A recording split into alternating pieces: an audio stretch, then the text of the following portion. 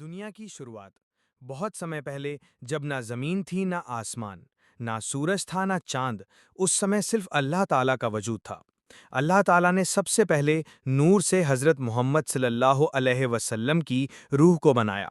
پھر اللہ نے فرشتوں کو، جنت کو، جہنم کو اور باقی کائنات کو بنایا۔ حضرت آدم علیہ السلام کی تخلیق یعنی کہ پیدائش۔ اللہ نے جب دنیا کو بسانے کا ارادہ کیا تو فرشتوں سے فرمایا، میں زمین پر اپنا خلیفہ یعنی نائب بنانے والا ہوں۔ فرشتوں نے انجمنی سوال کیا، یا اللہ کیا تو وہاں ایسا شخص بنائے گا جو زمین پر خون بہائے گا اور فساد کرے گا؟ ہم تو تیری حمد و ثنا میں لگے رہتے ہیں۔ اللہ نے فرمایا، میں وہ جانتا ہوں جو تم نہیں جانتے۔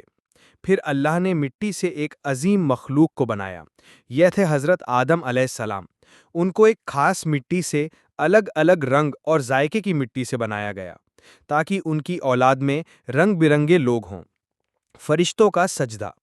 جب آدم علیہ السلام کی تخلیق مکمل ہوئی، اللہ نے ان میں اپنی روح پھونکی۔ پھر فرشتوں سے کہا، آدم کو سجدہ کرو۔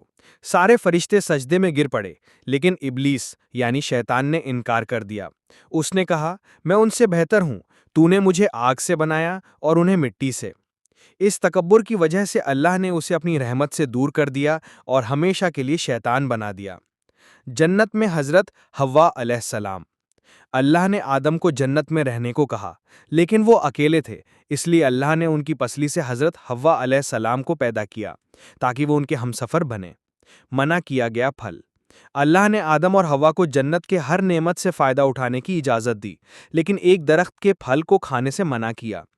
شیطان نے دھوکہ دے کر کہا، اگر تم اس درخت کا پھل کھا لو گے تو ہمیشہ جنت میں رہو گے یا فرشتے بن جاؤ گے۔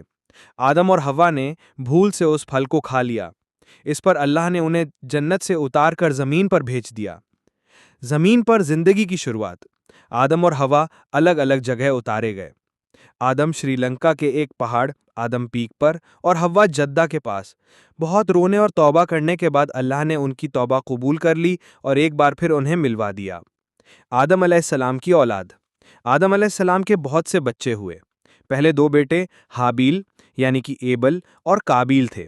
ایک دن قابیل نے حابیل کو مار ڈالا کیونکہ اللہ نے حابیل کی قربانی قبول کر لی تھی اور قابیل کی نہیں۔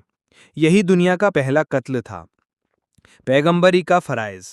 حضرت آدم علیہ السلام کو پہلا نبی بنایا گیا۔ انہوں نے اپنی اولاد کو اللہ کی عبادت کرنا، اچھا ویوہار کرنا اور ایک اللہ پر یقین رکھنا سکھایا۔ وفات۔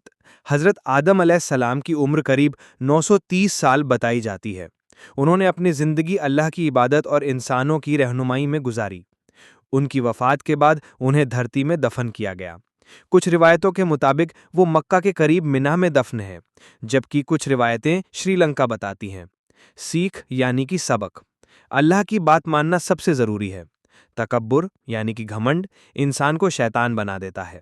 توبہ یعنی کہ معافی مانگنے سے اللہ رحمت کرتا ہے۔ دنیا کی شروعات انسان کی آزمائش کے ساتھ ہوئی۔